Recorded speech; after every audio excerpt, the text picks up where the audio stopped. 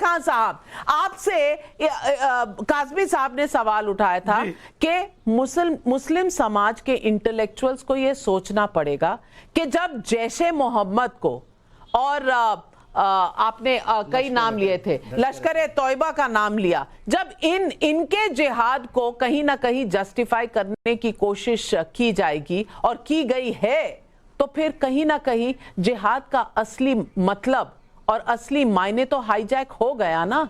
जी देखिए, आपने सही बात कही कि इन सब चीजों पे बिल्कुल एतराज करना चाहिए, उन पे भी हमें एतराज है और इस पे भी एतराज है कि यहाँ का सारा मीडिया हमेशा जिहाद का मतलब ये निकालता है इस्लामिक टेररिज्म। मीडिया ने निकाला या ओसामा बिन लादेन ने?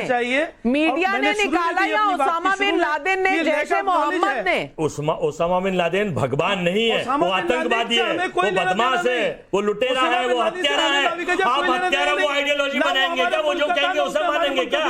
भगवान जो कहेंगे उसे मानिए। क्या लेना देना है? आप पाकिस्तान की बात क्यों करती हैं? आप अमेरिका की बात क्यों कर रही हैं? पहले अपने मुल्क की बात कीजिए ना। हमारे मुल्क में जो जिहाद को एक टेररिज्म बना के खड़ा किया जाता है, इस्लाम के खिलाफ, मुसलमानों के खिलाफ, और नफरत पैदा की जाती है। क्या चाहते हैं? बार बार जिहाद के क्या कराना चाहते हैं? भाई जिहाद हमारे मुल्क का लफ्ज ही नहीं है।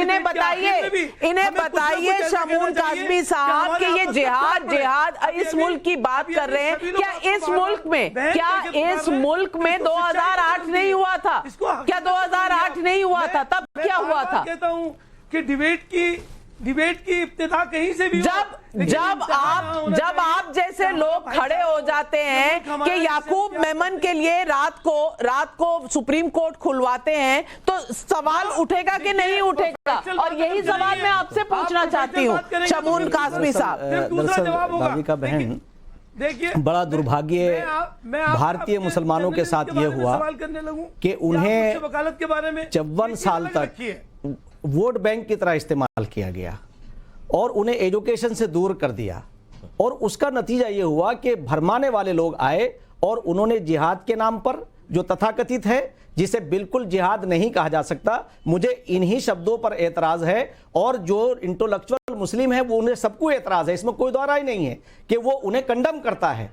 हमारे और इस्लाम की बदनामी का अगर कोई जरिया बना है तो ये तथाकथित लोग जिन्होंने मोहम्मद साहब के नाम से इन संगठनों का नाम रखा, जो नहीं रखा जाना चाहिए था। और हम आज भी ये कहना चाहते हैं कि उनके नामों का गलत इस्तेमाल, उनके नाम का गलत इस्तेमाल नहीं होना चाहिए था। अब दुर्भाग्य ये रहा है क्योंकि पॉलिटिकली तौर से आज एक प्रधानमंत्री आता है, जैसे आपने अभी कहा, हमें गर्व है इस बात के ऊपर कि आज सबका साथ, सबका विकास और सबका विश्वास जब वो लेकर के चले तो बहुत सारे लोग आगे भ्रम पैदा करने के लिए कि मोदी जी, अगर मोदी जी अपने धर्म का पालन करते हैं तो उन्हें करना चाहिए। इसलिए कि अभी मोहन भागवत जी ने एक बहुत अच्छी बात कही कि हमारी मंजिल तो एक है, यानी हमारा मालिक बनाने वाला एक है। रास्ते अलग अलग हो सकते हैं, पूजा पद्धति अलग हो सकती है, मगर जिस मालिक की हम पूजा करते हैं वो हमारा एक है, और उसी एक ने हमें एक ही माँ बाप से पैदा किया है। तो आज अगर मोहन भागवत जी कोई बात कहते हैं कि हमारा डीएनए एक है, हमारे दूध और खून के रिश्ते हैं, और प्रधानमंत्री जी शिव जी की जाकर के पूजा करते हैं जो उनके आराध्य हैं,